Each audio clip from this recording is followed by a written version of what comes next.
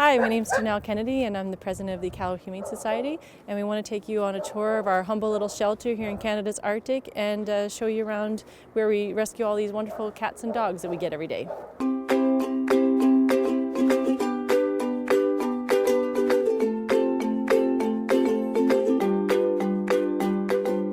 When I started volunteering for the Humane Society, and well before even becoming president and that sort of thing, what I really was shocked about was how many animals we get every week.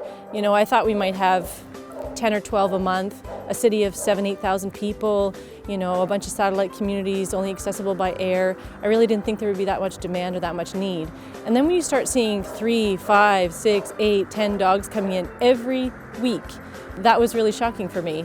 And on top of having all these dogs coming to our shelter all the time, you know, we're working out of a bachelor apartment. Everything's incremental, everything's baby steps. You know, we are living kind of on the frontier of the Arctic. We don't have access to the resources people do in the South. For the longest time, we didn't even have a vet. So out of this small little shelter space we have, I mean, you'd have volunteers putting in stitches and shunts and repairing broken legs, or doing the best that we could with the limited resources that we had. We've come so far in the 4 or 5 years that we've been in operation. We have a staff person now, we have an MOU with the city, we have a vet in town. I mean, it feels like leaps and bounds for us here in Iqaluit. We're taking a lot longer to get there, but we definitely will. Because of the need, you know, here in the city and with surrounding communities also sending us puppies and sometimes kittens and sometimes older dogs, there's no way we could rehome them all locally.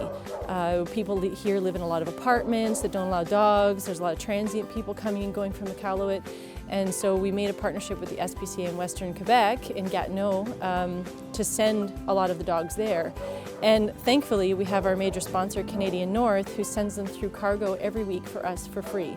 So we've been doing the dog run program. We are actually running them to cargo in kennels, and then they're taking them for free down to Gatineau, and they're being rehomed through the SPCA of Western Quebec. If we did not have that partnership, we can hold maybe 20, 25 dogs max. If we didn't have that partnership, we'd go back to what we did 10 years ago, and we would be faced with having to destroy animals, and we don't want to go back there again. So this partnership is literally life or death for these animals. It's an important program to run. We run strictly on donations, so we don't get territorial funding, we don't get federal funding. The city MOU provides for a staff person in exchange for a service, but that doesn't really give us core operating funds. We can use up to $40,000 a year. Our little shelter, $40,000 a year just in medical expenses, spay, neuters, broken legs, lacerations, I mean, you name it. We've kind of seen it all here already. So we are constantly fundraising, and that's another whole aspect to the volunteering, is that we have a lot of people committed every month, coming up with different ideas, coming up with different ways to bring funds into the shelter so that we don't have to say no to an animal that comes in that needs our help. We've come so far in the last 4 or 5 years, but where we sort of, our long-term, like, big vision is that someday, you know, when laws and different things catch up, is that we might be able to be the Nunavut SPCA. I mean, we're already taking animals from other communities. We're already becoming this huge resource for not just Iqaluit, but for other places in Nunavut, for health and well-being of animals, education, you know, sending them up kennels so that they can send them out to other rescues, you know, and we do work with other rescues right across Canada as well. So the future, I would say, you know, our own space, our own setup, and maybe being able to provide those protection services that animals need, like other jurisdictions in Canada do, and become a Nunavut SPCA.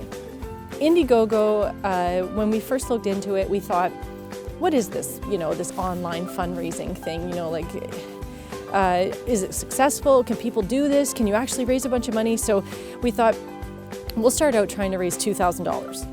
In 3 days, we had over $4,000, and we thought, oh, okay, so this might be actually something we can do. When you live in a small place, I mean, and this whole city runs on volunteers and on donations for a lot of things, you really wear people out after a while, like with fundraisers and always, you know, kind of with your hand out.